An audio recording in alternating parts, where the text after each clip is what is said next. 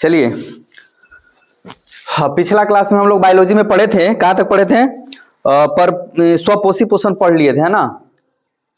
स्वपोषी पोषण पढ़ लिए है ना? देखिए तो बायोलॉजी में स्वपोषी पोषण पढ़ लिए है ना? स्वपोषी पोषण पढ़ लिए हैं। पढ़ना है अब परपोषी पोषण। क्या पढ़ना है? परपोषी पोषण। क्या पढ़ना है? परपोषी पोषण पढ़ना है। एक बार देख लीजिए तो,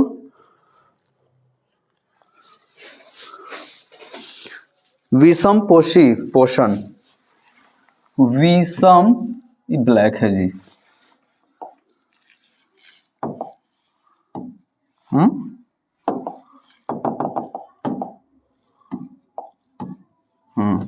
विषम पोषी पोषण। विषम पोषी पोषण। विषम पोषी पोषण पढ़ना है ना? विषम पोषी पोषण का मतलब क्या होता है समझिएगा ध्यान से। चलिए ध्यान से देखिए,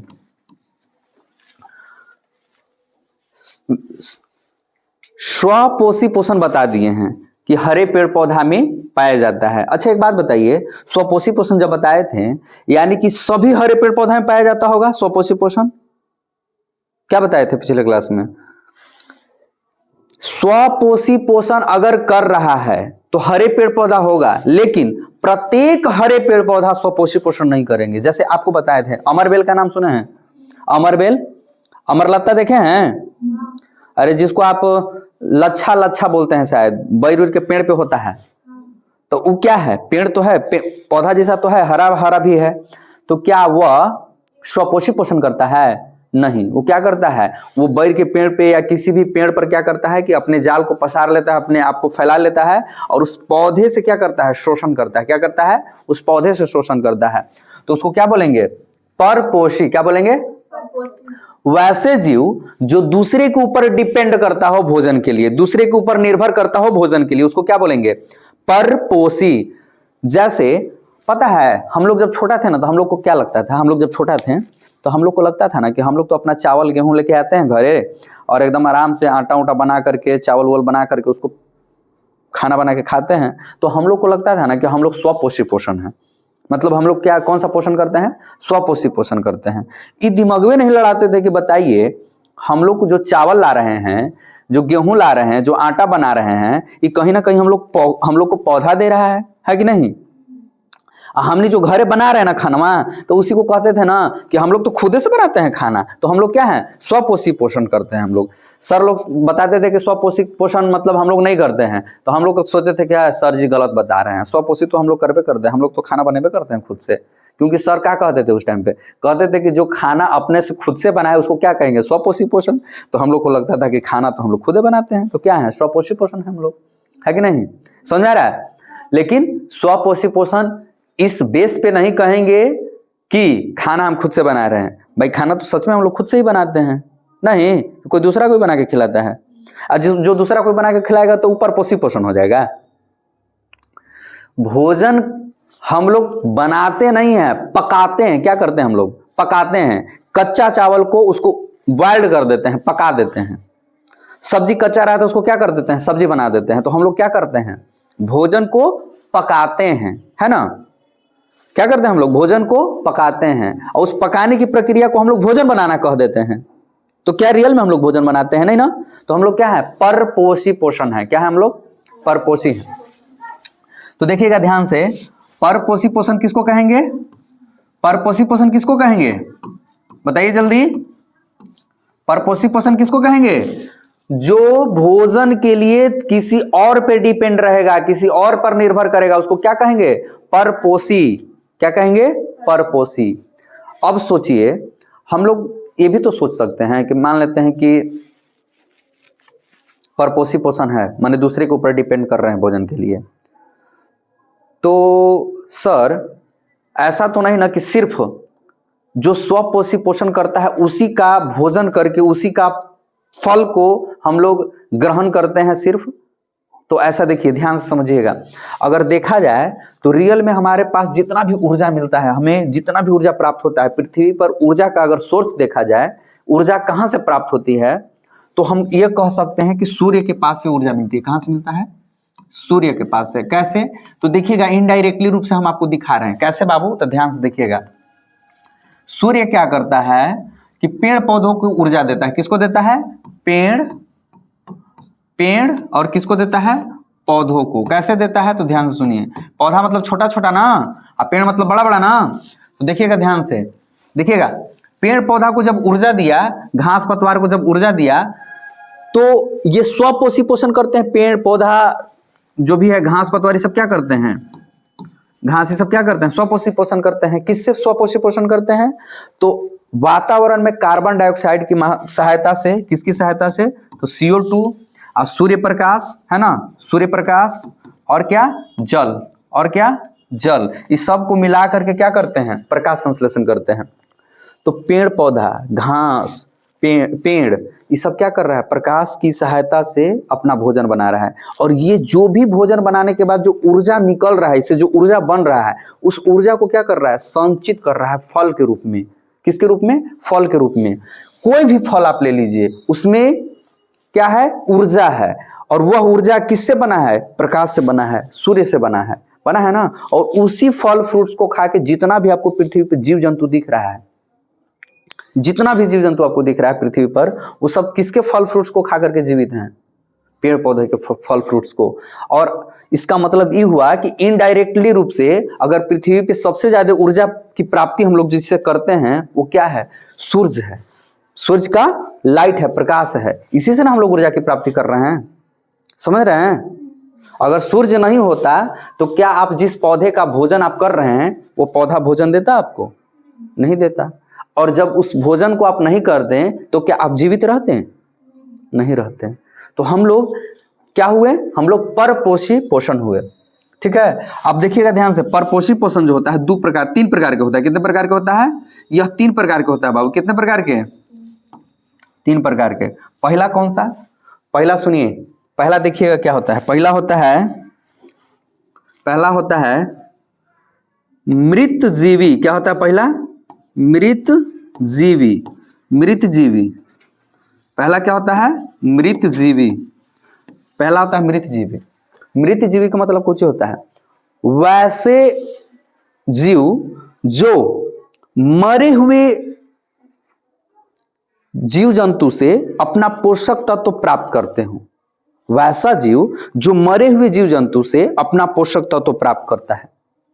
अच्छा एक बात बताइए, हम लोग के सर में ढील रहता है, तो ढील जो पोषक तत्व हमसे ले रहा है, हमारे शरीर से ले रहा है, तो क्या हम लोग मरे हुए तो नहीं ना है? हम लोग अगर मर जाते हैं उसके बाद ढील उससे जिंदा रहता, तब क्या कहते हैं? मृत जीवी कहते हैं। लेकिन ऐसा तो नहीं है। लेकिन ऐसा एक उदाहरण देते हैं, आप देखे होंगे पेड़ पौधा में या गोबर में फंगस लगता है, कवक जमता है। देखे हैं कवक, गोबर छत्ता जिसको बोलते हो। तो पेड़ पौधा में जमेगा या गोबर में जमेगा, ऐसे ही ना जमता है, सड़े गले पदार्थ में जमता है। तो सड़े गले का मतलब कोई चीज जो मर गया है, और उसी में से कुछ बनेगा, गोबर छत्ता निकलेगा।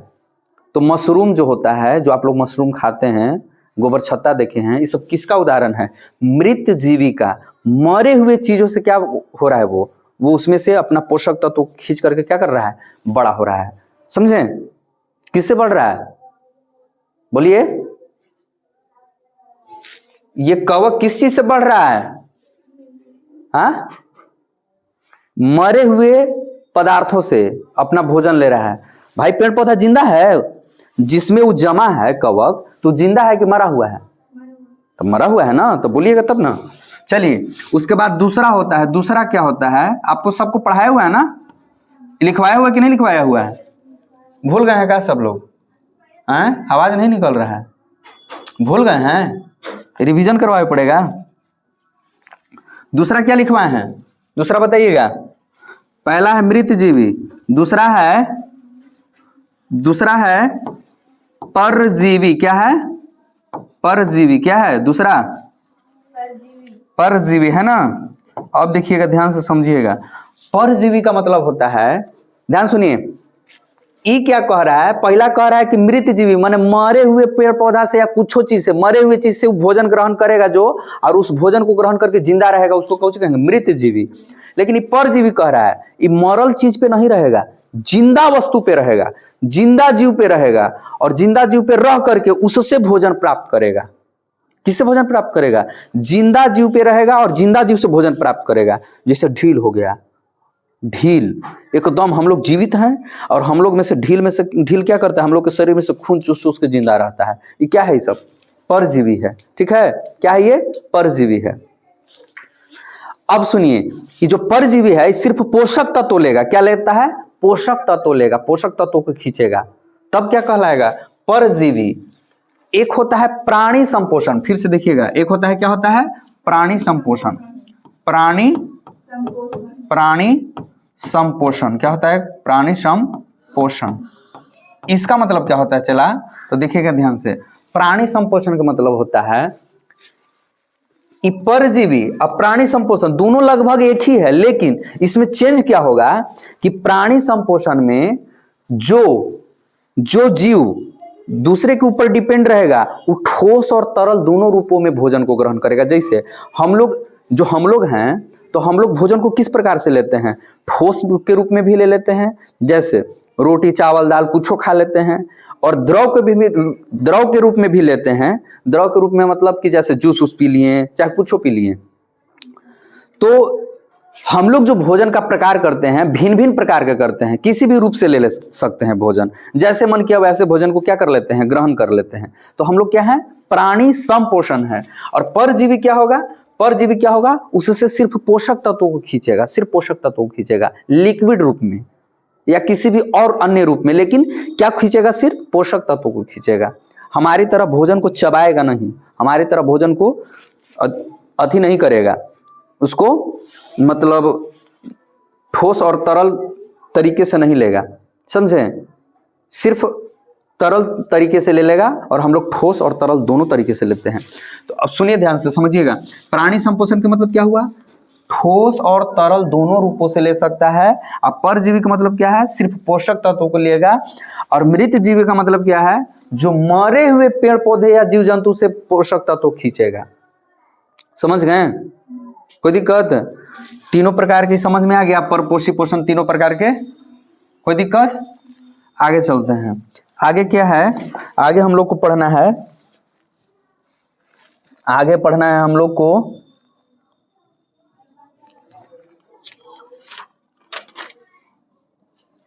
अच्छा, प्रकाश संश्लेषण सिर्फ पढ़ा के छोड़ दिए थे ना, तो प्रकाश संश्लेषण तो स्वपोषी पोषण का उदाहरण हो गया, और परपोषी पोषण भी बता दिए। अब सुनिए, प्रकाश संश्लेषण में जो भाग लेता है, जो पेड़ पौधा भाग लेता है, उसमें कुछ कुछ बातें को अभी जानना हम लोग को जरूरी है। जैसे देखिए क्या क्या, जैसे सोचिए, प्रकाश संश्लेषण तो बहुत बढ़िया से जानते हैं कि प्रकाश संश्लेषण क्या है, ठीक ना। प्रकाश संश्लेषण सुनिए ध्यान से, पेड़ पौधा जो होता है, पेड़ पौधा प्रकाश संश्लेषण करता है। कौन करता है, पेड़ पौधा करता है। कौन सा पेड़ पौधा, तो हरे पेड़ पौधे, ठीक है। अब सुनिएगा ध्यान से, पहले प्रकाश संश्लेषण जो होता है, ये इसकी स्पीड मतलब प्रकाश संश्लेषण की करने की क्रिया जो होता है, धीमा या तेज या अवरुद्ध होता है। इसके कारण को पूछता है कभी कभी कि बताइए, ये पेड़ पौधा जो है प्रकाश संश्लेषण की जो क्रिया कर रही है, इसको कौन कौन धीमी करता है, या तेज होता है, या कुछ और प्रॉब्लम होता है, कैसे होता है। तो जैसे देखे होंगे आप लोग कि पेड़ पौधा, आप लोग ध्यान दीजिएगा कि रोड के किनारे मान लेते हैं कि ऐसे रोड है, ठीक है, तो रोड के किनारे आप लोग देखेंगे खूब पेड़ लगा हुआ रहता है। रोड के किनारे क्या लगा हुआ रहता है, पेड़ लगा हुआ, देखे हैं, पेड़ लगा हुआ देखे हैं ना, कितना अच्छा लगता है, बहुत अच्छा लगता है, पेड़ रोड के किनारे लगा रहता है। लेकिन ये रोड के किनारे जब पेड़ लगता है ना, तो ये वही रोड में अच्छा लगता है जिस रोड पे बहुत ज्यादा गाड़ियां नहीं चलती हैं। लेकिन जिस रोड पे बहुत ज्यादा गाड़ी चलेगा ना, उस रोड पे बेचारा इस पौधे का जो हालत होता है, इस पौधे का जो हालत होता है, बेचारा रो भी नहीं सकता है, किसी से कह भी नहीं सकता है, ऐसा इसका कंडीशन होता है। क्या होता है, तो रोड पे चलने वाली जितनी गाड़ियां हैं, 1 किलो धूल ले लेके चलती है, और सब धूलवा उड़ के वहां पर कहाँ पड़ता है, बेचारा पत्ता पे पड़ता है। और पत्ता बेचारा क्या हो जाएगा, उस पत्ता पे क्या होगा, धूल पड़ेगा। और जब इस पत्ता पे जब धूल पड़ेगा और कोई तो हटाने वाला है नहीं, उसका थोड़ी ना हाथ पैर है कि ऐसे ऐसे झाड़ लिया कि धूल गिर गया जी झाड़ो इसको, उसका तो बेचारा का हाथ पैर है नहीं पेड़ पौधा का, तो अपना डस्ट जो है, गर्दा जो है वो तो झाड़ेगा नहीं। अब तुम 1 किलो लेके धूरी एकदम उड़ रहा है, तो कहाँ पड़ रहा है, पेड़ पौधा पे पड़ रहा है, किस पे, तो पत्ता पे पड़ रहा है। अब पत्ता बेचारा पेड़ पौधा धूल कण से क्या हो गया, झंक गया। अब बताइए जब धूल कण से झंक गया वो, तो अब उस पे जो सूर्य की प्रकाश पड़ेगा, अच्छा पड़ेगा, अच्छा से नहीं पड़ेगा। और दूसरा क्या होगा, जो कार्बन डाइऑक्साइड वो खींच रहा था वो खींच पाएगा बढ़िया से, नहीं खींच पाएगा। तो बेचारा बताओ कुपोषण के शिकार हो जाएगा कि नहीं वो पेड़। जब उसका प्रकाश संश्लेषण अच्छा से होबे नहीं करेगा तो कुपोषण के शिकार होगा कि नहीं, समझ रहे हैं, कुपोषण के शिकार होगा कि नहीं। कुपोषण के शिकार का मतलब उसको बेचारा का भोजन बढ़िया से नहीं मिल रहा है। कैसे इंसान कुपोषण के शिकार हो जाता है, तो पतला पतला ऐसे ऐसे पतला दुबला रहता है, फूकेगा तो उड़िया जाएगा वो। नहीं देखे हो पतला इंसान, उंगली जितना इसका ये वाला गट्टा होता है, उंगली जितना पतला, देखे हो कि नहीं देखे हो तुम लोग, कुपोषण के शिकार है वो सब। तो वैसे ही पौधा भी क्या हो जाएगा, कुपोषण के शिकार हो जाएगा। इसका मतलब ये कह सकते हैं कि प्रकाश संश्लेषण को प्रभावित करने वाला कारक में माने जिम्मेदार कौन कौन है, तो ये कह सकते हैं कि वातावरण में उड़ने वाला धूल कण, पहला कह सकते हैं ना, वातावरण में उड़ने वाला कौन चीज, धूल कण जिम्मेवार होगा कि नहीं, धूल कण। दूसरा देखो, दूसरा क्या जिम्मेवार होता है, अच्छा बहुत ज्यादा बारिश अगर हो जाए, बहुत ज्यादा बारिश हो जाए, अगर बहुत ज्यादा बारिश हो जाएगा तो उससे भी क्या होगा, प्रकाश संश्लेषण प्रभावित होगा कि नहीं। बहुत ज्यादा बारिश होगा तो पानी पूरा लग जाएगा जमीन के अंदर, और पानी जब पूरा बहुत ज्यादा जमीन के अंदर होगा, उसके जड़ी के अंदर होगा, तो बेचारा पानी से अकबका जाएगा, अकबका जाएगा कि नहीं। जैसे आप ही सोचिए, आप पानी पीते हैं, 1 गिलास पीते हैं, 2 गिलास पीते हैं दिन भर में, आपको हम क्या किए कि उठाएं और ले जाके पानी में डाल दिए, ले धर पीते रह दिन भर, है ना, पीते तो हैं आप पानी, अब आपको पानी में पूरा डाल दिए, पीते रहना, तो आप जिंदा रहिएगा। भाई लिमिट में ना पानी पीना है, 1 गिलास 2 गिलास 3 गिलास पीना है, आपको पानी के अंदर डुबा दें और कहिएगा कि पीते रहिए भर भर पेट, तो मर ना जाइएगा। तो वैसे बताइए, तो पेड़ पौधा को लिमिट भर पानी चाहिए ना, और आप उसको बहुत ज्यादा पानी दे दीजिएगा, तो बेचारा वो क्या होगा, प्रकाश संश्लेषण कर पाएगा, नहीं कर पाएगा। तो प्रकाश संश्लेषण नहीं करेगा तो क्या हो जाएगा, या तो मर जाएगा या तो फिर क्या हो जाएगा, सड़ जाएगा, है नहीं, समझ गए। अधिक जल की मात्रा, कौन चीज, अधिक जल की मात्रा, कोई दिक्कत। कौन कौन प्रकाश संश्लेषण को प्रभावित करता है, कौन कौन, पहला धूल कण, दूसरा अधिक जल की मात्रा, तीसरा सोचिए हम लोग जितना जनसंख्या बढ़ा रहे हैं, जितना जनसंख्या बढ़ा रहे हैं, उतना ही मोटर गाड़ी कार फैक्ट्री बना रहे हैं, ऐसा बना रहे हैं तो यूज भी कर रहे हैं। तो जब यूज कर रहे हैं तो किसकी मात्रा निकलती है ज्यादा, सबसे ज्यादा खपत होता है कार्बन डाइऑक्साइड ही निकलता है। ऑक्सीजन की खपत होगा और कार्बन डाइऑक्साइड निकलेगा। तो बताइए हम लोग तीसरा क्या बढ़ा रहे हैं बाबू, सबसे ज्यादा कार्बन डाइऑक्साइड की मात्रा बढ़ा रहे हैं। किसकी मात्रा बढ़ा रहे हैं, कार्बन डाइऑक्साइड की मात्रा बढ़ा रहे हैं। अब एक बात बताओ, कार्बन डाइऑक्साइड तो रियल में चाहिए था पेड़ पौधा को, तो खींचता है कार्बन डाइऑक्साइड को, लेकिन हमारा खींचना है तनिसान, और तू इतना इतना मनी दे दोगे तो क्या होगा, लिमिटे भरना चाहिए कार्बन डाइऑक्साइड, और उसकी मात्रा एकदम लगातार बढ़ाते जा रहे हो, बढ़ाते जा रहे हो, बढ़ाते जा रहे हो, तो दिक्कत ना करेगा उसको, समझ में आ रहा है। तो आवश्यकता से अत्यधिक मात्रा में CO2 की मात्रा भी क्या करता है, पेड़ पौधा को कार्बन डाइऑक्साइड की मात्रा अगर अधिक होगा तो क्या करेगा, प्रभावित करेगा, किसको, प्रकाश संश्लेषण को। ठीक है, चौथा देखिए, चौथा धूल कण, अधिक जल की मात्रा, CO2 के अधिक मात्रा, और चौथा सुनिए, चौथा क्या प्रभावित करता है, सुन रहे हैं, देखिए चौथा क्या प्रभावित करेगा। आप देखे होंगे कि कभी कभी, सुनिए ध्यान से बाबू, आपको जब गर्मी लगता है, बहुत ज्यादा धूप निकले हुए है, तो आप क्या करते हैं, आपके पास गोड़ हाथ है, पैर है, आप तुरंत छाता निकालते हैं और ऐसे छाया कर लेते हैं अपने आप को और छाया में चलते हैं। लेकिन क्या पेड़ पौधा के पास छतरी है, वो अपना शरीर को ढक सकता है, नहीं ना। और आप ग्लोबल वार्मिंग इतना बढ़ा दिए हैं, बेचारा उस धूप में भी चुपचाप सीधा खड़ा रहता है ना, उसके ऊपर कोई बादल नहीं, कोई छतरी उतरी कुछ नहीं है, बेचारा धूप में खड़ा रहता है, एकदम तेज धूप में। तो जब आवश्यकता से अधिक तेज धूप लगता है तो उस कंडीशन में भी क्या होता है, ये पेड़ पौधा का प्रकाश संश्लेषण क्या होता है, प्रभावित होता है। आवश्यकता से अधिक धूप, क्या अधिक धूप क्या करेगा बाबू, अधिक धूप क्या करेगा, प्रकाश संश्लेषण को प्रभावित करेगा। क्योंकि जब धूप पड़ रहा है, पत्ती ऐसे है और उस पर धूप पड़ रहा है, और तानी मानी धूप पड़ेगा तो बेचारा पत्ती बर्दाश्त करेगा, लेकिन बहुत ज्यादा तेज अगर धूप पड़ेगा तो ये पत्ती आपस में सिकुड़ने लगेगा कि नहीं सिकुड़ने लगेगा, समझे। तो ये पत्ती क्या हो जाएगा, मुरझाने लगेगा तो उसका प्रकाश संश्लेषण की दर क्या हो जाएगी, कम हो जाएगी, समझे। इसका मतलब भी हुआ कि बहुत ज्यादा तेज धूप भी नहीं चाहिए पेड़ पौधा को, नहीं तो प्रकाश संश्लेषण क्या होगा, प्रभावित होगा। तो आज हम लोग क्या सीख पाए, प्रकाश संश्लेषण को प्रभावित करने वाले कारक कौन कौन, धूल कण, अधिक जल की मात्रा, CO2 की अधिक मात्रा, आवश्यकता से अधिक धूप, ठीक है, कोई दिक्कत। और क्या हमने पढ़ाया, और हमने पढ़ाया कि परपोषण कितने प्रकार के होते हैं, इतना ही ना। उसके पहले हम क्या बताए थे, स्वपोषी पोषण बता दिए थे, आज परपोषी पोषण भी बता दिए और प्रकाश संश्लेषण को प्रभावित करने वाले कारक भी बता दिए। नेक्स्ट क्लास टाइम से आइएगा, टाइम से होगा, ठीक है। उसके बाद हम लोग आगे और पढ़ते चलेंगे। अगला क्लास क्या चीज का होगा, तो अगला क्लास में पढ़ना है हम लोग को, हाँ इसी में और आगे बताएंगे, देखिए इसी में बताएंगे पेड़ पौधा कैसे कैसे जल ग्रहण करता है, कैसे वाष्पोत्सर्जन करता है, क्यों जल ग्रहण ज्यादा से ज्यादा करता है और वाष्पोत्सर्जन कैसे करता है, वाष्पोत्सर्जन करने से क्या इसका फायदा होता है, हम लोग बताएंगे। जैसे देखिएगा, हम एक बात बता देते हैं आप लोग को, अभी डेमो दे देते हैं।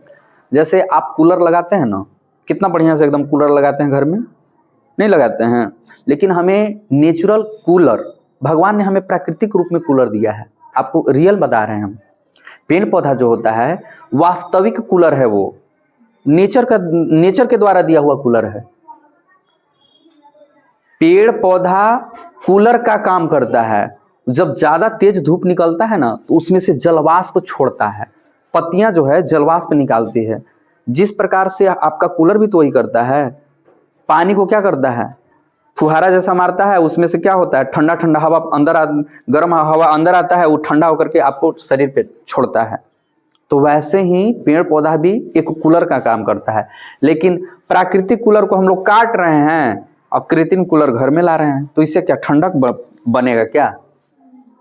प्राकृतिक कूलर को ज्यादा से ज्यादा लगाइए। आप देखिएगा कि आपके घर के चारों तरफ अगर पेड़ पौधा हो तो आपको कूलर लगाने की जरूरत नहीं पड़ेगा, पड़ता है। आप अपने घर के चारों तरफ पेड़ पौधा लगा दीजिए तो कूलर की जरूरत ही नहीं पड़ेगा, घर में कूलर नहीं चाहिए फिर, क्योंकि आपने प्राकृतिक कूलर लगा लिया है। इसलिए घर के चारों तरफ जमीन छोड़ दीजिए और उसके चारों तरफ क्या लगा दीजिए, पेड़ पौधा, एकदम नेचुरल कूलर है कि नहीं, है ना, समझ रहे हैं। हम तीन तरफ से हम अपने घर के चारों तरफ तो नहीं, एक साइड तो आदमी का घर है, दूसरे घर है, तो तीन टाइप से हम जगह छोड़ दिए हैं। तीन तरफ से क्या रहेगा, हमारे तरफ कूलर वाला एकदम प्राकृतिक कूलर रहेगा। हमारे घर पे तीन तरफ से क्या है, प्राकृतिक कूलर है। पीछे लगा दिए हैं पेड़, इस साइड में नहीं लगा पाए हैं और आगे भी नहीं लगा पाए हैं, लेकिन लगाने वाले हैं, तुरंत जस्ट लगेगा, ठीक है। तो प्राकृतिक कूलर की ओर हम लोग को आकर्षित होना चाहिए। बताएंगे कैसे कैसे काम करता है। चलिए नेक्स्ट क्लास में, आज के लिए इतना ही, तब तक के लिए बस छुट्टी है ना, चलिए जाइए।